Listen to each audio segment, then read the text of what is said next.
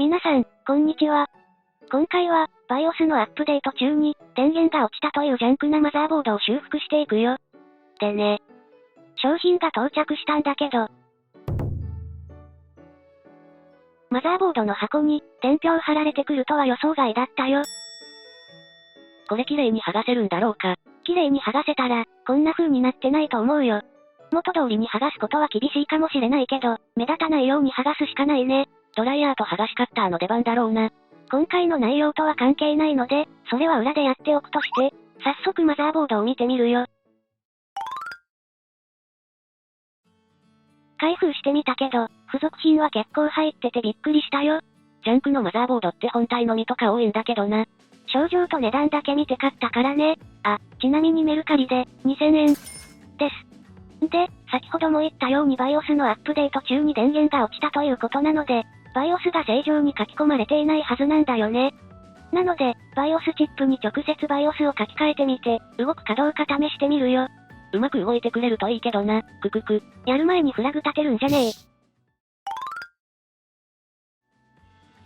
まずは、マザーボードを最低構成で、動作確認してみるよ。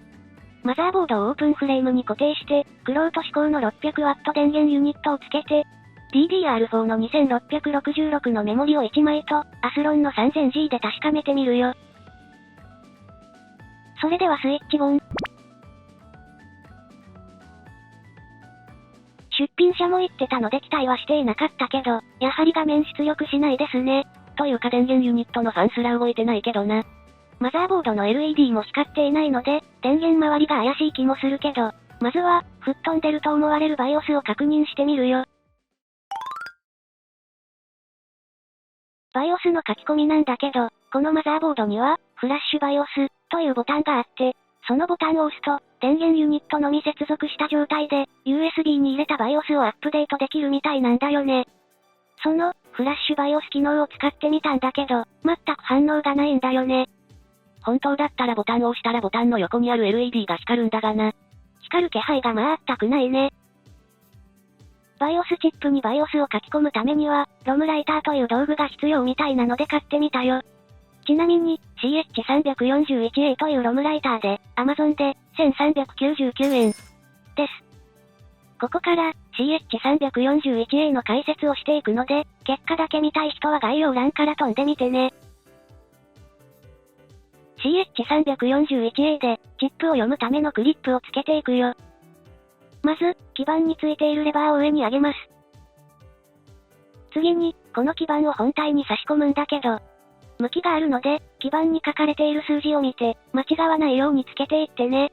4、5番ピンが USB 端子側。1、8番ピンがレバー側だな。乗せる位置も、4、5番ピンが一番端っこになるように、差し込めば大丈夫だと思うよ。付属している説明書をよく見て設置してな。レバーを下げると基板が固定されるので、すっぽ抜けたりしないことを確認しておくよ。基板を固定できたら、クリップのコネクタを接続するよ。コネクタには溝があるので、基板側の溝と合わせて差し込めば、CH341A の準備は完了。です。CH341A の書き込みソフトは、AS プログラマーを使っていくよ。AS プログラマー、GitHub で検索すると、GitHub のサイトが表示されるのでクリック。概要欄にも URL を貼り付けておくぞ。表示された GitHub のページにある、最新版の 1.4.1 の ZIP ファイルをダウンロードするよ。ダウンロードした ZIP ファイルを解凍したら、CH341A のドライバーを入れていくよ。CH341 ドライバーズをクリック。CH341 パラレルドライバーをクリック。CH341PAR.exe をクリック。表示された画面のインストールをクリックすると、自動的にドライバーがインストールされるよ。これで、書き込みソフトの準備は完了。あとは、CH341A のクリップを、マザーボードの BIOS チップに固定して、CH341A の USB を、パソコンに接続します。赤い LED が点灯したな。この LED は、CH341A の通電確認用って感じみたいだね。では、AS プログラマーを立ち上げるよ。最初の1回だけ、初期設定として、ハードウェアから CH341A を選択しておくよ。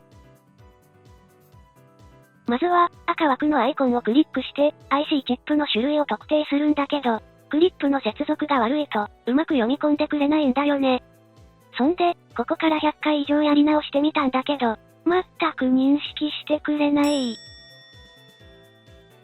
ちゃんと認識すると、数値が出てくるはずなんだが全部 F になってるな。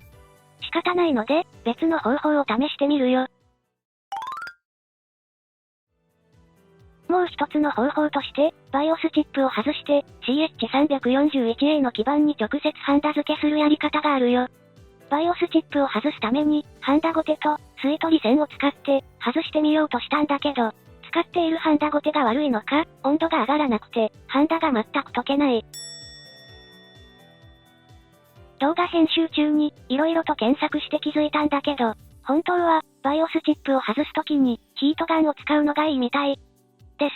次同じような症状の時にやってみような。色々と CH341A の情報を調べたんだけど、ここまで認識しないこと自体がちょっと怪しかったので、別の CH341A をもう一つ買ってみたよ。入っていた中身は、すべて同じだったので、BIOS チップにクリップを挟んで、USB をパソコンに接続してみたら、一発で認識したよ。ただ、認識はしたんだけど、どうやら BIOS チップの情報が AS プログラマーのリストにないみたいで、検索しても見つからないから、って表示されるみたいだね。ピッピみたいに言うんじゃねえ。アンノウンだアンノウン。綴り間違えてたよ。読みも間違えてるんだよ。それはそうと、色々と調べてみたんだけど、このマザーボードの BIOS チップの型番が、MX25U12873F、みたいなんだけど、MX25U12835F でもいけるらしいので、それで試してみるよ。なお、このやり方が正しいかどうかわからないので、同じ方法でやる場合は自己責任でお願いします。メニューから、IC、サーチ、で、IC 検索画面が表示されるので、MX25U12 まで打つと、一つの IC が候補に出てきたよ。この IC を選択して、BIOS の書き込みを試してみるよ。何度も言うけど、この方法で試すとどうなるのかって実験なので、同じ方法で試すときは自己責任ってことでよろしくな。IC を選択すると、IC の型番が左上に出てくるので、この状態の時に、IC 読み込みのボタンをクリックします。読み込みが完了すると、IC の中身がバイナリーで表示されるので、万が一、BIOS チップじゃなかった場合のことを考えて、戻せるように中身をバックアップしておきます。マザーボードのデータシートとかあると、どれが BIOS チップか分かっていいんだけどな。今回は、BIOS に使われているチップの型番とかを調べて、多分これだろうと、当たりをつけてやっているよ。もともと壊れてるんだから、当たってくじけずやってみよう精神だな。そういえば、最近バイナリエディターをあまり使わなくなったんだけど、昔は、JIS コードのエスケープシーケンスを前後に追加して、日本語を表現してたのを思い出したよ。さすがに JIS コードってもうないんじゃないか？あったとしても、変換方法とかもう覚えてないよ。バックアップが完了したら、IC の中身を削除するよ。削除の場合は、確認ダイアログが表示されるんだけど、プログレスバーが表示されないので、終わったかどうかはログで確認するしかないよ。ログに、ダーン、って出ると削除が完了しているよ。削除が完了したら、BIOS ファイルを開いていくよ。BIOS ファイルは、マザーボードのホームページからダウンロードしておいてな。BIOS ファイルを開いたら、IC に BIOS ファイルの内容を書き込んでいくよ。書き込みも意外と長いから、しばらく待ち状態だな。編集でカットしちゃうけどね。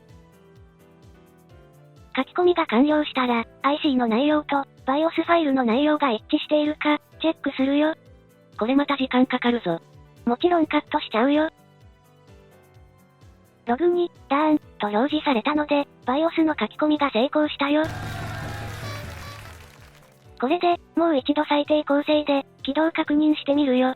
あ、その前に、BIOS ファイルを書き換えた後なので、CMOS クリアもやっておいたよ。変な設定が残っていても嫌だしな。では、起動確認していくよ。ボタン電池をはめて、電源ユニットのスイッチ入れて、スイッチオン。